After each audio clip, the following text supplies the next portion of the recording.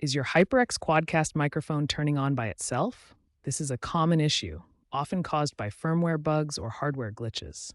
As of December 2025, the primary solution is to ensure your microphone has the latest firmware. Download and install the HyperX Ingenuity software. Within the software, check for and apply any available firmware updates for your QuadCast. A key update, firmware version 1.5.2 released in March 2025, specifically addresses USB connectivity stability and unintended wake-ups. If updating the firmware doesn't resolve the issue, proceed to hardware troubleshooting.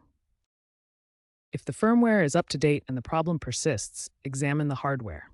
First, ensure your USB port provides sufficient power, at least 5 volts and 0.5 amps. Try a different USB port or cable to rule out connectivity issues. Next, inspect the microphone's power switch for any damage or debris. In Ingenuity, try disabling RGB lighting and auto gain control to reduce power consumption. Electromagnetic interference can also cause auto-on issues, so try isolating the microphone from other electronics. If none of these steps work, the microphone might have a faulty capacitor, especially if it's from an early 2022 batch. Contact HyperX support for potential repair or warranty claims.